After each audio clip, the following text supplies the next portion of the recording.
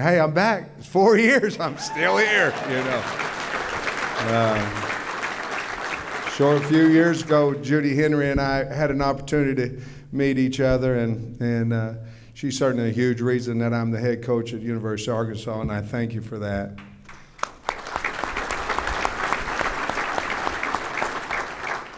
So I think the year was 2000, and I'm going to say 2, maybe 1. And you mentioned Jackie Sherrill, a really good coach, won a natty, I think, won a national championship at Pittsburgh. At that time, I went to Mississippi State, and I interviewed with him.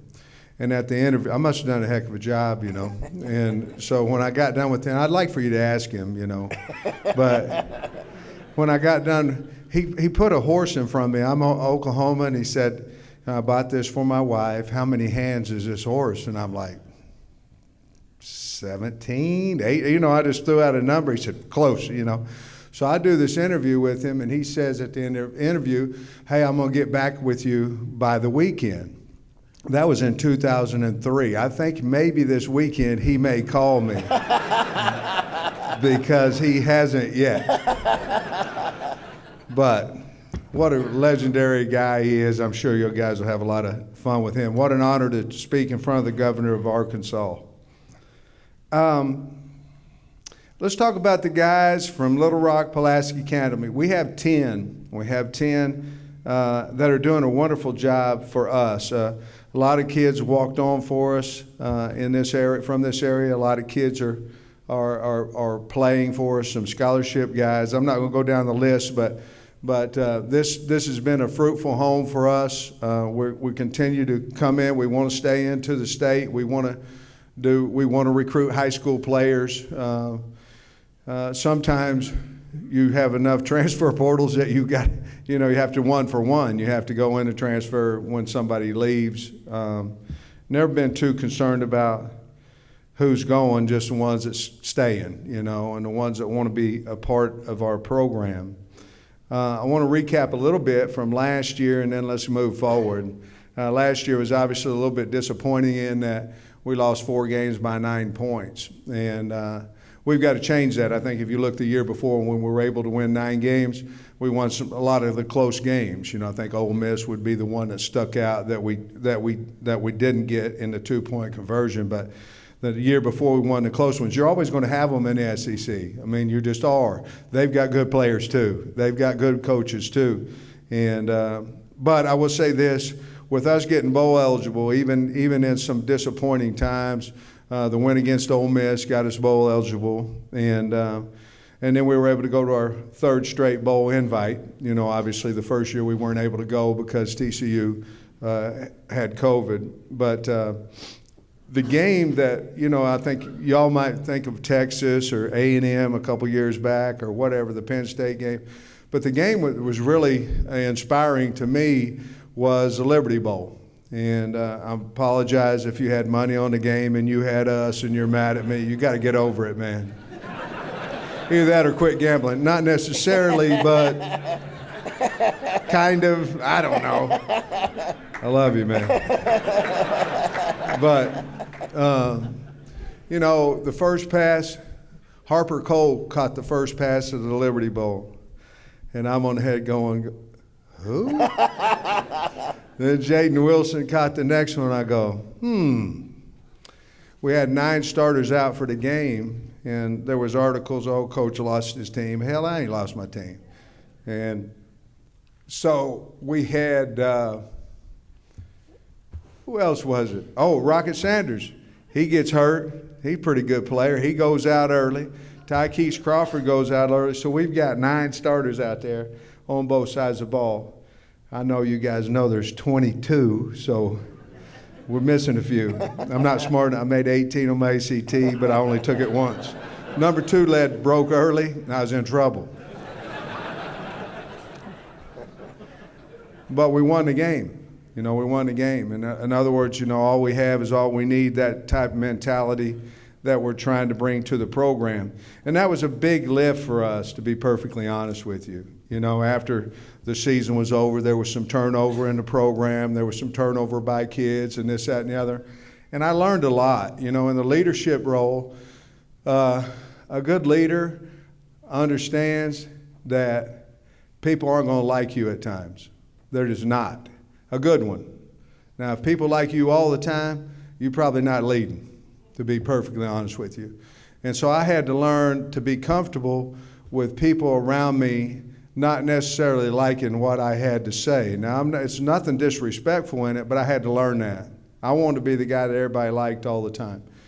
But I don't know if we're doing right for the kids with that type of mentality. So I had to learn to switch a little bit. It still bothers me. I mean, it still bothers me to say something that I know is going to make somebody mad at me. But I'm worried more about the majority of the people in the building than I am the other. And if you hire good people, they are going to switch and they're going to do what you ask them to do. And if you hire somebody that's not any good, they're going to continue to be not any good. They are.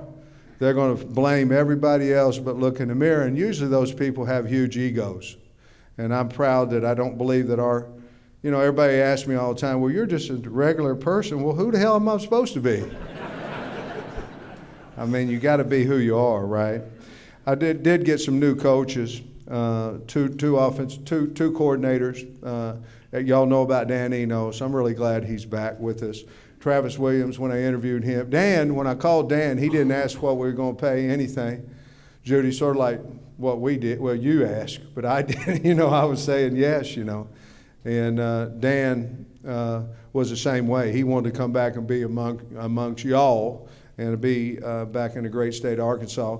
And then when I interviewed Travis Williams, he's so infectious. I already had watched all his games at UCF, but he's so infectious that I knew that he would do a great job of coaching our kids, helping with our culture, and I knew he would be a great recruiter. And so that was easy. And then we brought on Marcus Woodson, who was at Florida State, who they finished 7th in the country in pass defense. We finished in the country. We finished. We were there. They had a number for us. It was way somewhere. So Travis knew him, and we needed to go get him. The university allowed us financially to go get him, and we did. And then we brought in Darren Wilson. He was over at Florida. And then we brought in Morgan Turner to coach the tight ends, who he was at Stanford. And so we were able to do that. They're all very important. I don't know that there's one more important than the other, because everybody has such great importance if you're employing them or if they're with you. Everybody has a great amount of importance, everybody. And so when I say Ben Souders, the strength coach that we hired, we got pushed around a few games last year. And some of them might have been schematics, some of them might have been, strength, some of it might have been attitude, all those type of things. You just can't lose 4 games by 9 points. You just can't. It's disappointing. We can't do that. So I didn't want to fire myself, so, we had to, I was going, no, I'm not leaving if I don't have to, So we end up with Ben Souders. He's done a wonderful job. Just a great man, great person. Has changed. I think the Landon Jackson story was the biggest thing, where, he was 236 pounds and now he's 280 and running 21 miles per hour. And I don't know how fast that is, but that's faster than you are, buddy. I'm just telling you. You were sitting there going, no. Talk about challenging schedule. Well, we can talk about it every year if you want to, because next year will be one. The next year is going to win SEC. We're Arkansas. But we do have that 1 4-game stretch that everybody asks me about all the time. And the bottom line, it's LSU, A&M, Ole Miss, Alabama, and they're all somewhere not in our stadium. And they're all ranked in the top 25. Well, that's what you sign up for, isn't it? You can look at that as, oh my, or you can look at it as, oh my, which one is it? And certainly we're excited to do all that. We're excited to get over to Little Rock too, here in, 10, 11 days, whatever that may be. to play Western Carolina. Man, we hope we can get a big crowd. You know, we hope it's loud. We hope, you know, I've heard, who was it, Peyton Manning talked about Little Rock over here. War Memorial had the loudest stadium he was ever in, man. I hope we can get that done. I know it's going to be hot and all that kind of stuff, but it ain't going to be hot as for you as if you had a pair of shoulder pads, a helmet on, and all that stuff, ankles taped, wrists taped. So we hope that you're there to help us because we're looking forward to coming over here. I think the tradition of Arkansas, to be honest with you, I don't know nothing about it. I can't sit up here and act like I know more than you do about the history of Arkansas. But I do think the passion for Arkansas has something to do with the university was willing to travel to the central part of the state to play football games. And I do think that, I do.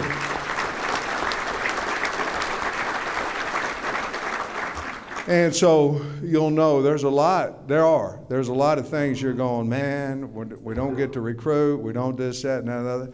But you can't replace the passion of the state.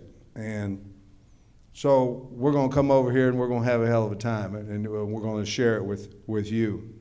I don't want to talk any more about that except for this, because I know, Dave, you're going to ask me some questions. We had, if you imagine, we had 38 new players. So now that's not counting the walk-ons, which we got some really good walk-ons. Normally that number maxes at 25. But with the portal, you know, you have to, we're not going to leave air. I think we hit on almost every one of the portal guys. I mean, I'm talking about character, I'm talking about athleticism, and things of that nature. So Brian Overton did a great job, our personnel department, in evaluating, and then our coaches did a great job at going and getting them. We had a portal guy come in every position but running back. And I don't think anybody in here would bring a portal guy in at running back. Why would you? Set the bench? That'd be what it'd be. Well, wouldn't it? I think at least 10, maybe 9, 10, 11 of those guys will start for us this year. So you need to buy a program early. Hey, did we get NIL money or anything on that program or not? No? Wow. Just learn it as you go. But I do like our team. We're physical. We got back to our physicality. That's what I felt like we lost. And listen, when I say we, I mean me. I'm not talking about the kids now. They'll do whatever we say. And we lost that a little bit. We don't want to disappoint you, and we're going to try our hardest not to do that.